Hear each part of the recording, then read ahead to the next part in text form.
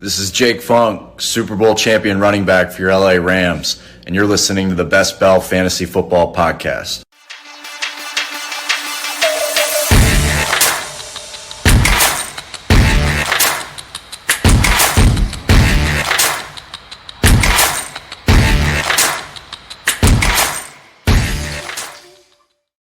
And welcome into the Best Bell Fantasy Football Podcast. This is episode 50. That's right, August 8th. And 50 episodes under my belt.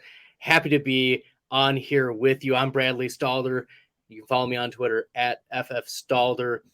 Today, I will be comparing my projections to PrizePicks lines and props. If you're unfamiliar with PrizePicks, make sure that you check out and go to PrizePicks.com. And it is a website where you can choose player props. Simply, you choose the over-under. And by choosing the over-under, you pick at least two, so parlay form. And for NFL futures, it'll pay off, of course, at the end of the year. This is more of an investment. And as I talked about in my quarterback projections versus PrizePicks, I'm going to be targeting a lot of unders. And the reason why I'm targeting unders for season-long props is there are lots of ways in which the prop can fail. A player can get injured. A player can play poorly. The team can underperform. There's a lot of ways in which things can go wrong. And so if my projections are very close to what PrizePicks is, I'm probably going to take the under because there are, as I said, if it's 50-50, then I want to take the edge of whatever else might possibly happen. And in fact, you can go for the next 10 hours and 56 minutes and get the Deebo Samuel receiving yards prop. It's currently 10% off. So instead of 950.5, it is 850.5. And let me pull up that's their special for today. So check it out. Deebo Samuel is now 850.5. And then comparing that to my projections, I know I'm doing running backs, but Deebo Samuel kind of like played part of a running back there. I have Deebo Samuel projected for over 1,400 receiving yards. 1,400 receiving yards. So I am definitely taking the over on 850.5. That's one of my highest, even with the 950.5. Like I wanted to take some more action on that. So if you want to pair the Deebo Samuel prop with another one of the props that I mentioned during today's podcast, feel free to do. And then of course, use the promo code that's going to be posted here in the chat. So let me copy the code here for you as well. And I'll put that in the chat. Okay, but we're going to look at the board. We're not going to look at wide receivers today. We are going to look at running backs. The first running back I want to talk about is Najee Harris. And there are some fans in the stands who love Najee Harris. They are Najee Harris stands. They can't understand how people can go against Najee Harris. But let's look at some of the props that PrizePicks has on Najee Harris. 1,200.5 rushing yards and 9.5 rushing touchdowns.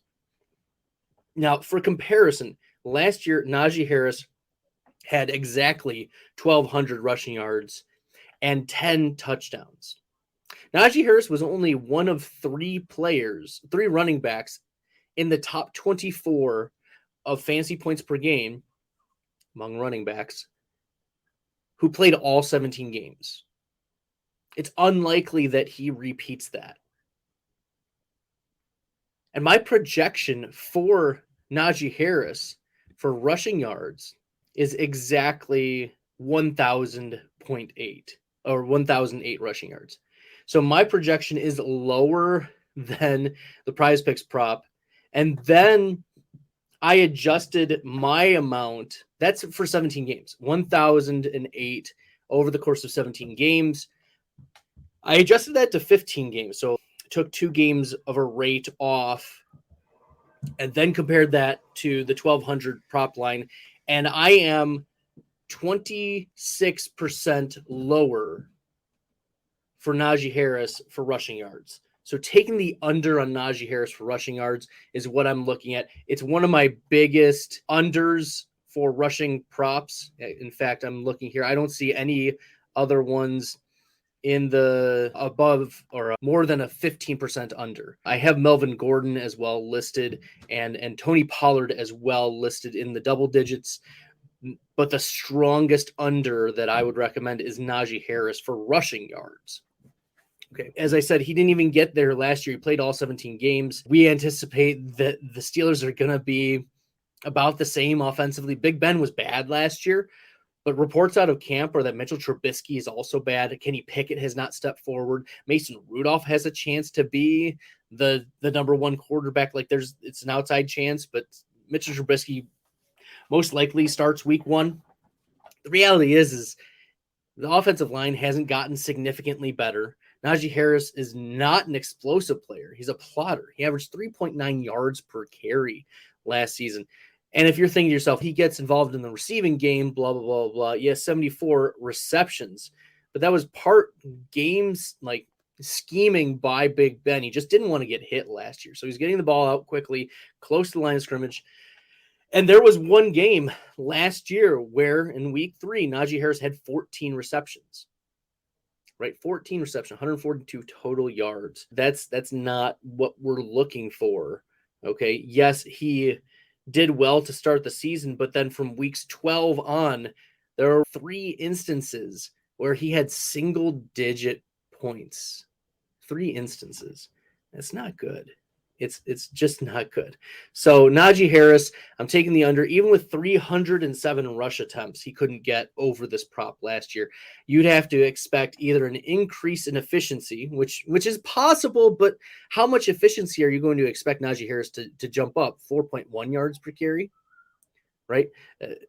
There's already been a little bit of chatter about getting other running backs involved, but to be fair, like what other running backs are going to be involved? It's not Anthony McFarland, right? It's not Benny Snell, the plotter himself. If there's a definition of plotter, it's Benny Snell. Look it up in the dictionary. But Najee Harris, things need to shift dramatically, and he needs to get lucky and play all 17 games. So I'm taking the under. The projections just don't meet it. The running back props, this is a pretty much slam dunk for me. Najee Harris under. And if you want to go another under, Najee Harris under 9.5 rushing touchdowns. Najee Harris had 10 total touchdowns last year. So under 9.5 rushing yards or rushing touchdowns. I think that's based on my model. I only have Najee Harris projected for between 5 and 6 rushing scores. It's a low rate. So, no, I'm not super optimistic. I only have Najee Harris projected for 259 rush attempts, which is like 17 a game. But this is where you can make your money, okay? Is the projection that Najee Harris is going to improve dramatically in efficiency when there's no reason to think so. Okay. All right. We're going to move on. My Mac told me that I'm running low on battery. So here's what we're going to do. I'm going to identify a couple others that are my favorite under props and mostly having to do with rushing touchdowns. So Javonte Williams, I have projected between 5 and 6 touchdowns. Javonte Williams is at 7.5. Okay. Remember, he's still splitting with Melvin Gordon, and my under is 37% lower. Now, I don't know exactly how the numbers work out, but you want your props to be at least a 58, 59%, 60% chance to happen because it's in parlay form. As I mentioned in the quarterback podcast, take a listen to that one. I go into a little bit more detail on the math, but if you have two 60% possible outcomes and they're parlayed together, the chance that that both of them happen is 36%. So 36% times the expected value of the payout, it's 3x. So if you put in $10 and you win, you get $30. So it's actually Yeah, it's probably actually only 2x. So you pay back whatever. Expected value is only actually 2x. So you need to really have these be the most significant. You only want to target the most likely ones to hit. And the Javonte Williams touchdowns one, right? He is splitting with Melvin Gordon. Melvin Gordon is a career nose for the end zone type of guy. His touchdown rate is very high. Javonte Williams had 7 total touchdowns last year, and we do expect him to pick up the volume. And I project that Javonte Williams is going to lead the backfield, but how much? And that's been the question. I have Javonte Williams projected for 270 rush attempts. So, heck, even more than Najee Harris, but only 5.3. So between 5 and 6 touchdowns. And right now he needs to get 8 to hit the over. Even if he hits 7, it's not going to hit the over. You're going to need a full Javonte Williams takeover if that's what you're projecting. And I'm thinking not. Okay. All right, a few others I'm going to throw your way. Under 6 rushing touchdowns for Miles Sanders. He had 0 last year. Even if he gets 5, that's serious touchdown regression in the positive way, but it's not going to affect. Miles Sanders has a 1.88 career rushing touchdown rate. Even if it goes up to the league average, which is between 3.5 and 4.5, he's not going to pay off. I have him projected for 4 rushing touchdowns this year. So even getting another one after that at 5, that's probably the best bet. And then one other is rushing touchdowns. Devin Singletary. The addition of James Cook. Zach Moss has played well in camp. Duke Johnson is still there. There are a lot. Josh Allen rushing touchdowns close to the goal line. That's what I'm concerned about for Devin Singletary. He has a 2.22 career rushing touchdown percent. And so I only have a projected for 4.1. Even if he gets 5, then I've won. So that's the biggest edge. And these are projected out of 15 games. Most running backs are playing 15 games, 14 games, 16 games. So I'm projecting on average that they're going to miss 2 games or not play for some reason, 2 games. And I think that that's a safe thing. All right. One final rushing touchdown prop that I am actually, no, I'll throw 2 your way. One of them is Austin Eckler under 8.5 rushing touchdowns. I have Eckler at 7.7. So close to 8, but 7.7 over the course of 17 games. Okay. So I don't think he'll get to the 9 touchdowns that he would need to get there. We saw him used a lot near the goal line, but he talked about in the offseason, the coaches have talked about in the offseason, they don't want him to run as much this season. And that was something that was different in previous years is Austin Eckler going to get the goal line work? And I think we're going to see a regression of that. I have him projected for 7.7. So hitting the 8 is fine, but getting 9, we would need another set of positive touchdown regression to get there. I don't see it happening. All right. So I mentioned I had two of them. One is Austin Eckler. The other target for touchdown regression, of course, is Joe Mixon. Joe Mixon, the over-under is 10.5 rushing touchdowns. Let me go to Mixon. Okay, 10.5 rushing touchdowns, and I'm going to take the under on Joe Mixon.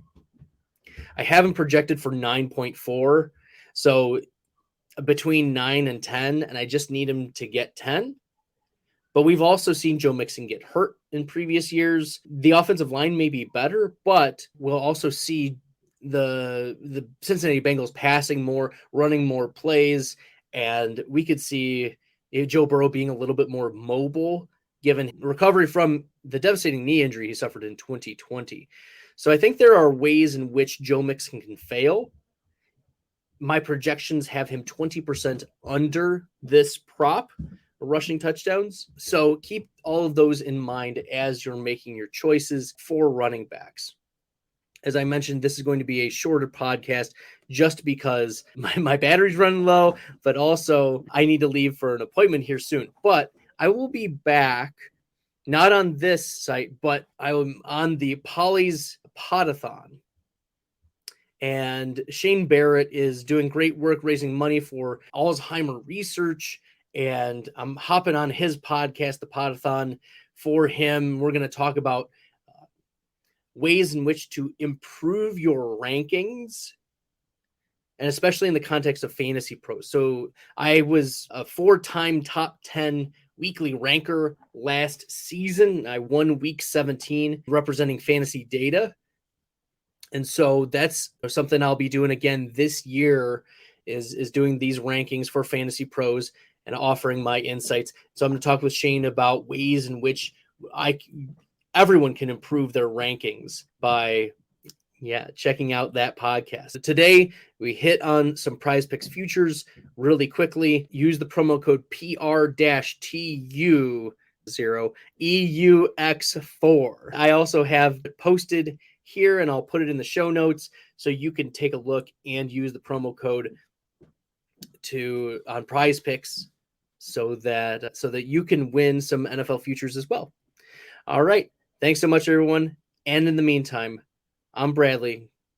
Good luck in the best ball streets.